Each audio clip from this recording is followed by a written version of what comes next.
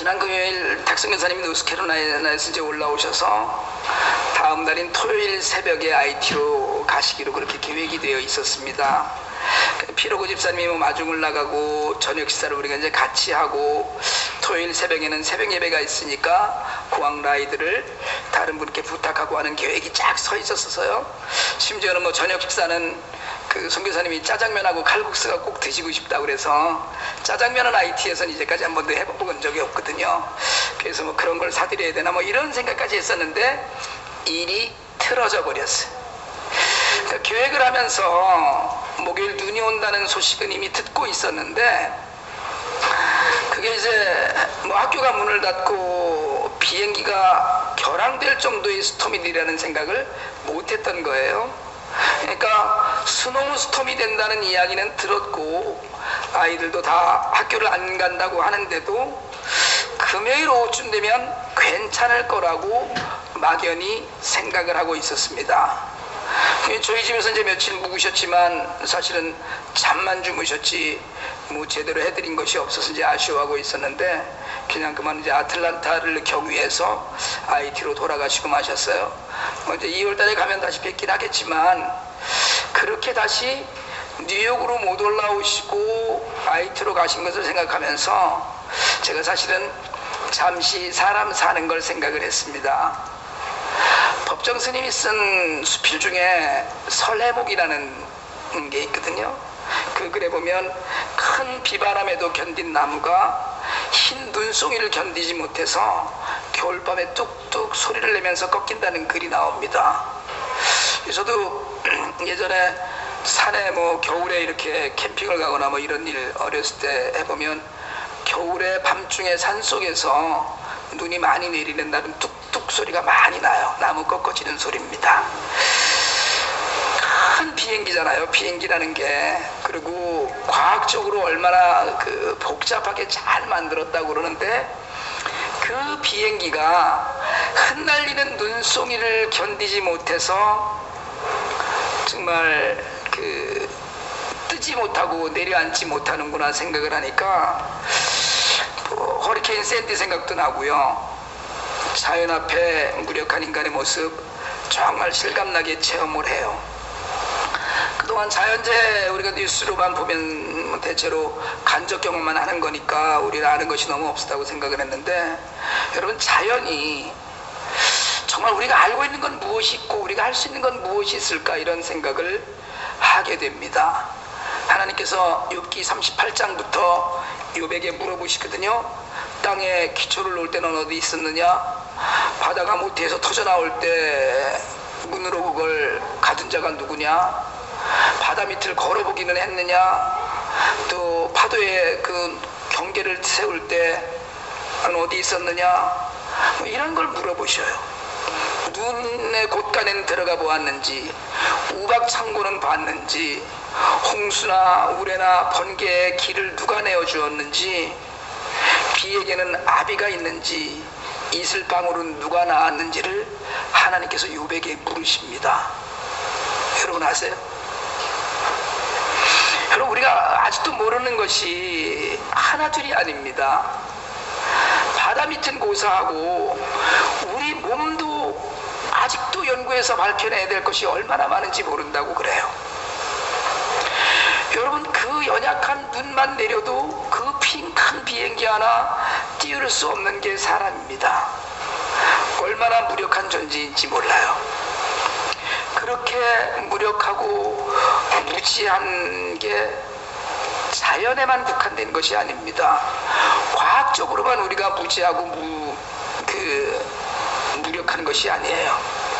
우리 그런 얘기 하잖아요. 10길 물속은 알아도 한 길 사람 속은 모른다, 그렇게 얘기해요. 근데 여러분, 사람이 하나님을 모르는 건 당연한 일인지도 몰라요. 하나님께서 밝히 알려주려고 하시고 늘 함께 하려고 하시고 계시하셨지만, 사람은 그리스도를 그리고 하나님을 너무 모릅니다. 그래서 베드로 사도는 베드로후서 3장 18절에서 이야기해요. 오직 우리 주 구주 예수 그리스도의 은혜와 그를 아는 지식에서 자라가라. 지식에서 자라가라고 이야기해요. 알고 지나라는 거예요. 그리스도를 아는 지식 가운데 자라가라는 이야기. 여러분, 세상 지식도 모르는 것이 많겠지만 여러분, 우리가 얼마나 모르는 것이 많은지 모릅니다. 미국에 와서 살아보니까 어떤 한 문제를 놓고 해답이 너무 많은 거예요. 그러니까 다들 스스로가 잘 알고 있다고 생각을 해요. 그런데 사실은 알고 보면 알고 있는 게 거의 없어요. 근데 여러분, 우리는 아무리 배워도 주님을 잘 모르고 하나님을 몰라요. 근데 제일 큰 문제는 뭐냐면 별로 알려고 하지 않는다는 것이 있어요. 그러니까 알지도 못하면서 알려고 하지 않는 것이 큰 문제라는 거죠. 여러분, 우리 아이들에게도요, 여러분 애들한테 영어 수학은 가요 공부시킵니다. 학교 가서 공부하고도 영어 수학 선생님도 따로 만나고 학원도 보내고 애들 시켜요. 근데 여러분, 성경 과외 공부시키는 분들은요, 성경 과외 공부시키는 분들은 많지 않아요. 불과 많이 못 봤어요. 여러분, 아예 공식적으로 통계적으로 주일학교 숙제는 70% 이상이 안 해온답니다. 특별히 이민 아닌 교회 더 그러죠. 그러나 여러분, 자녀의 세상적 지식에 대해서 욕구가 있다면 하나님 말씀은 자녀들에게 잘 가르치고 있는지 우리가 한 번쯤 돌아보아야 돼요. 우리 교회 키즈클럽 성경 공부에 짧은 시간이지만 선생님들이 열심히 준비해요. 여러분, 아이들에게도 말씀의 소중함을 가르치려면 일주일에 한 번 교회 학교에서 배우는 것으로는 옛날 이야기 듣는 것에 지나지 않습니다. 아이들에게도 성경 과외 공부를 시키는 부모들이 되시기를 바랍니다.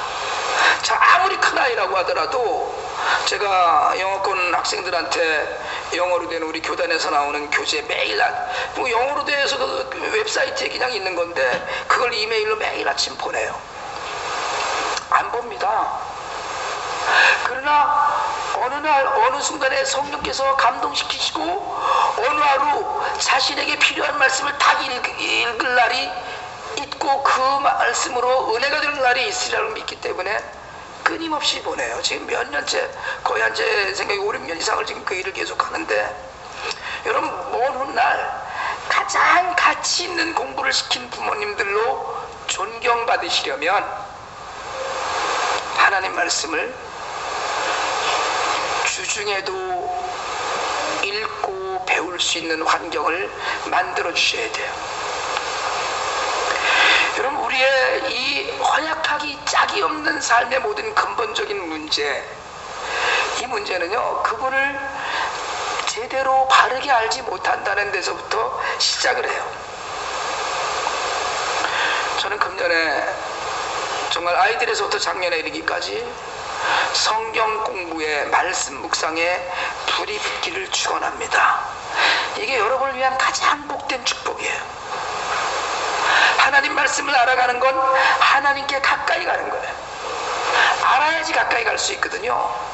모르면 전혀 가까이 갈 수 없습니다. 어제 중앙일보에 유홍준 교수가 쓴 내 마음의 명문장이라는 글에 그런 이야기 있더라고요. 알면 사랑하게 되고 사랑하면 참되게 보게 된다. 알면 사랑하게 된다는 거예요. 알아갈수록 더 깊이 마음을 줄 수 있습니다. 여러분, 그렇게 알아가면서 사랑하게 되면 참되게 보게 된다는 거예요. 우리가 하나님을 알고 예수님을 알고 그분을 깊이 알수록 사랑이 깊어지게 되고, 그리고 그렇게 되면 정말 참되게 보게 된다는 거예요. 여러분, 사람을 모르고 사랑한다는 건 말이 안 됩니다. 무슨 예전에야 우리 부모님 그 위에 그 시절에는 결혼도 얼굴 한번 보지 않고 시켰다고 그러잖아요. 근데 그렇게 결혼한 분들도 살면서 알아가면서 사랑하게 되고 그렇게 살았어요. 여러분, 알면 사랑하게 된다는데 예수를 믿는 우리는 예수를 얼마나 아는지 생각해 봐야 됩니다. 여러분, 성경은 말하자면 엑기스예요. 성경 이 한 권에 그 절 한 절을 풀어가면서 공부하고 생각하면 여러분 얼마나 그 방대한 내용이 그 안에 있습니까? 2000년을 연구하고도 아직도 연구하는 분들이 있잖아요. 똑같은 본문으로 2000년 동안 수십억 번, 그보다 훨씬 더 많은 설교를 하는데 아직도 나날이 새로운 설교를 합니다. 성경 공부를 하다가 보면 그 속에 담긴 진리가 얼마나 깊이가 있고 그 넓이는 또 얼마나 폭이 넓은지 말할 길이 없어요. 주님이 하신 말씀 한마디, 단어 하나가 깊은 뜻을 담고 있고 그 비유를 통해서도 수만 갈래로 해석이 되는 말씀을 하셨어요. 그리스도를 아는 지식은 끝이 없는데 우리는 그냥 믿는다는 허울 좋은 명목 아래 더 알려고 하지를 않아요. 현재 우리 교회 표어는 하나님과 동행하는 삶입니다. 사실 표라는 게 뭐 그렇게 굳이 필요한 것인가에 대해서는 저는 필요 없다고도 또는 꼭 있어야 한다고도 생각지 않아요. 그렇다고 남들이 다 하니까 우리도 표 하나 만들어야 되겠다 이렇게 해서 하지 않았습니다. 우리 교회는 애초부터 하나님이 주인이 되는 교회가 되겠다라는 걸 목표로 하고 세워진 교회예요. 그러니까 우리 교회 표어는 하나님이 주인이 되시는 교회예요. 그렇지만 하나님이 주인이 되시는 삶을 살기 위해서, 그 고백을 하기 위해서 금년에 우리가 좀 더 구체적으로 신앙생활을 통해서 구현하는 모습이나 하나님 나라의 모습, 또 구체적으로 교회와 성도가 어떻게 사는 것이 좋을까, 그 고민한 것이 금년 교회의 표입니다. 우리 교회 표를 하나님과 동행하는 삶으로 정했는데 그 동행이 바로 빌립보서 4장 9절에 있는 말씀이에요. 오늘 우리가 읽은 본문 말씀입니다. 너는 내게 배우고 받고 듣고 보는 바를 행하라. 그리하면 평강의 하나님이 너희와 함께 계시리라. 여러분, 표준세번역은 앞부분을 이렇게 표현했어요. 그리고 여러분은 나에게 배운 것과 받은 것과 듣고 본 것을 실천하십시오. 바울이 하는 얘기입니다. 지금 하나님과 동행하려면, 하나님이 우리가 가까이 하게 하려면, 좀 더 엄격하게 말하자면 하나님께서 우리와 함께 하시려면 배운 것, 받은 것, 들은 것, 본 것을 그대로 실천해야 된다는 거예요. 먼저 여러분, 배우지 않으면 실천할 수 없습니다. 뭐 말을 들어야지 순종할 거 아니에요. 뭘 들었어야지, 알아야지. 그러니까 여러분, 무슨 말을 하는지, 뭘 하라고 하는 건지 알아야지 순종을 해요. 여러분, 바라기는 주일 성경 공부라도 열심히 하실 수 있기를 바랍니다. 듣고 아는 것이 우리를 바르게 인도해요. 할 수 있는 그런 자세가 생기는 거예요. 예전에 우리 학교 다닐 때 그런 얘기 했잖아요. 아는 것이 힘이다. 한번 해보실래요? 아는 것이 힘이다. 시작. 자신이 없으시고 모르는 게 많아서. 여러분, 정말 아는 게 힘이에요. 그런데 힘없는 성도로 살면 안 되잖아요. 맨날 비실비실하고 비리비리한 성도로 누가 교회 왜 나가? 그러면 하고, 그 정말 식사 시간에 식사기도, 남들이랑 같이 앉으면 식사기도도 마음대로 못하는 그런 헛껍데기 같은 성도로 살 수는 없잖아요. 그러려면 알아야 돼요. 그럼 받고 본 건 뭐 있습니까? 바울을 통해서, 주님을 통해서 정말 인격적으로 존경할 만한 믿음의 선조들을 통해서 우리가 본받아야 될 것들을 실천하는 삶을 살아야 돼요. 여러분, 새해가 됐습니다. 좀 더 새로운 결단으로 성경 공부와 성경 통독을 한번 해보시기 바랍니다. 오늘부터라도 제가 송구영신 예배 때도 말씀드렸고 신년 예배 때도 말씀드렸는데, 매일 묵상하는 거 하루 10분이면 돼요. 5분이면 됩니다. 성경 통독 하루에 15분이면 넉넉해요. 석장 읽는 거거든요. 영어권 아이들이 뭐 한글 읽는 것도 아니고, 여러분 15분이면 넉넉합니다. 묵상이 어려우면 그냥 읽기라도 해서요.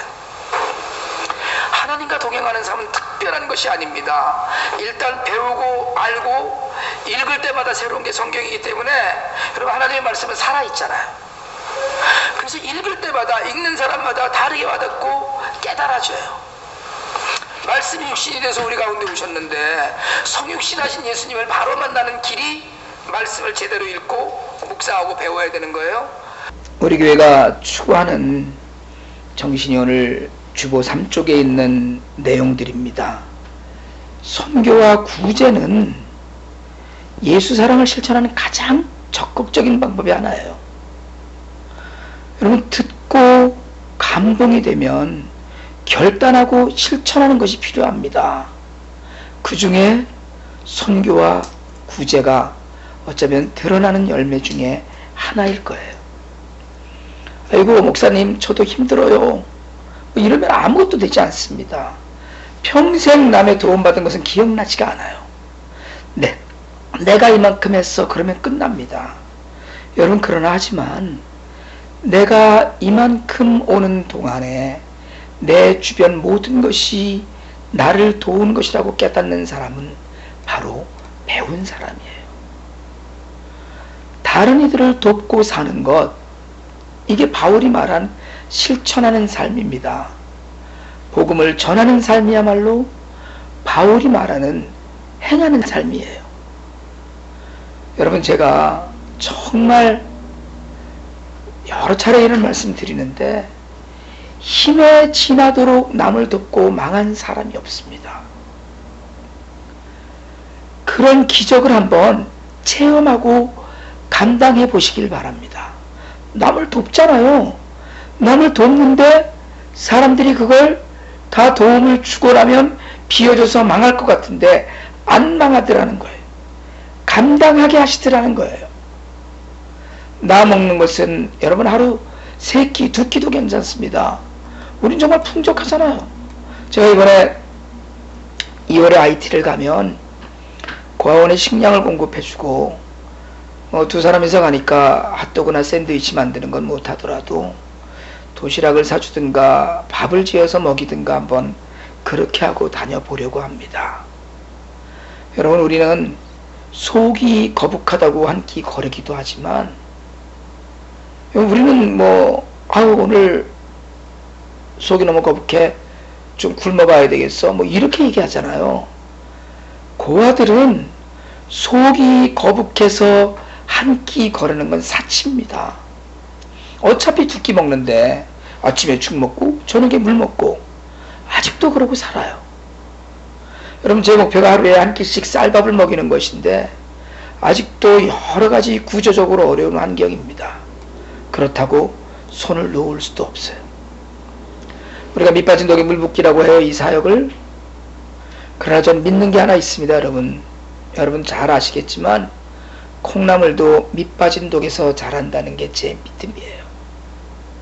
하나님이 그렇게 실천하면 동행하시면서 책임져 주실 줄 믿습니다. 여러분, 복음을 못 들은 사람은요, 복음을 못 듣는 것 뿐이 아니고 수없이 닥치는 신앙 갈등에서 방황하는 사람들은 주변에 없나요? 여러분, 우리가 부족한 투성이고 연약한 것 투성이지만 그래도 여러분이 나가서 복음을 자랑하고 예수를 자랑하고 전도하면 교회는 부흥해요. 여러분, 구제이든 선교이든 전도든 듣고 알아야 되잖아요.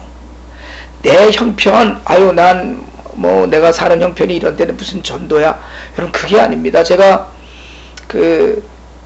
세브란스 병원에 김복남 전도사님 간증 참 마음에 깊이 와닿는 것이, 남편 되시는 분이 암으로 돌아가셨잖아요. 돌아가시기 전에 복수가 꽉 차서 배가 잔뜩 부르고 병색이 완연하고 정말 곧 하루 이틀이면 돌아가실 것 같은데 이분이 병원에 전도를 다니셨어요. 여러분, 나는 곧 죽습니다. 그러나 나는 갈 곳이 있습니다. 여러분들은 죽으면 혹시 갈 곳이 있습니까? 여러분, 이것보다 더 큰 복음의 자랑이 어디 있어요? 나는 구원받는다는데 그 안에 전도의 열매들이 일어나잖아요. 나는 여러분, 정말로 우리의 삶의 모든 것 가운데 먹여서 살리고 전해서 살리는 일이 우리 안에 있기를 바랍니다. 저희 집에 한 달에 한 번씩 안식교 교인이 찾아오셔요. 집주인 되시는 분이 건강에 관해서 관심이 많으셨는데 무슨 건강 모임에서 아마 집 주소를 적어 주셨었던 것 같아요. 이분들이 매월 한 번씩 건강 관련 책자를 두세 권씩 가져옵니다. 줘보라고 가져오는 게 아니어서 받아두곤 하는데 어제도 다녀갔어요. 근데 그분들 다녀가고 나면 제가 제 아내와 공통적으로 하는 말이 있습니다. 참 사람들이 괜찮다. 왜 그래요? 참 사람들이 괜찮다. 예의 바르고 공손하고 상냥하고 친절하고 그런 모든 것이 가식이 아니라 몸에 배고 얼굴에 그대로 드러나 있어요. 여러분, 안식교 이단이거든요. 간단히 말하자면 안식교는 그 율법주의적인 구원론, 토요일 안식 문제, 그리고 엘렌지 화이트의 계시론, 영혼 멸절설, 영혼 지옥 부재설, 이런 것들의 문제를 가진 비성경적인 교리를 주장하는 이단입니다. 그런데 이들이 건강 문제를 앞세우고 정통교회를 표방하는 요소가 있어서 그 미혹성이 더 심각한 이단이에요. 근데 여러분, 이단을 떠나서 세상에 그 건강 잡지를 배달하는 분들의 옷 매무새, 표정, 공손함 등을 보면서 참 안타깝다는 생각을 합니다. 너무 아깝다는 생각을 해요. 저런 분들이 예수를 바르게 알고 믿어야 하는데 그런 생각을 합니다. 여러분, 정말 바라기는 하나님의 말씀을 잘 공부하시고 예수 그리스도를 먼저 바르게 아는 지식을 소홀히 하지 마시길 바랍니다. 그리고 또 읽고 또 읽고 배우고 또 배워서 마침내 내 안에 쌓인 무슨 앙금 같은 것으로 가득 채워져서 그것이 겉모습만 보고도 은혜가 되는 그런 신앙인이 되시길 정말 바랍니다. 이단 따위 부러워하지 말고 내가 말씀의 사람으로 거듭나서 내가 행동하는 믿음을 보여서 하나님께서 우리와 함께 하심을 보여줄 수 있기를 바랍니다. 여러분, 하나님과 동행하는 삶, 하나님께서 함께 해주시는 삶은 먼저 배우고 듣고 본 것을 실천하는 데서 출발합니다. 여러분, 새해입니다. 며칠 지났지만 거기 구애받지 마시고 오늘부터라도 결단하고 말씀을 읽고 묵상하고 교회 주일날 있는 성경 공부에 빠짐없이 참석하시기 바랍니다. 앞으로 성경 공부 시간이 그동안 한 50분에서 30분으로 줄어들지 모르는데 여러분, 어쨌든 30분이라도 우리가 그만큼이라도 꾸준히 매일 듣고 배우길 원합니다. 여러분, 그러니까 이제 우리는 주일 예배 시간이 성경 공부 시작하는 시간이다, 이렇게 생각하시면 돼요. 우리 교회 예배 시간은 오후 1시가 아니라 낮 12시입니다. 여러분, 정말 듣고 배우는 데서부터 함께 하시는 하나님을 경험하는 삶이 시작이 돼요. 제대로 알면 실천하게 하고 살 수밖에 없고, 그리고 실천하는 사람에게 하나님이 동행하시고 능력을 주실 줄 믿습니다. 기도하겠습니다.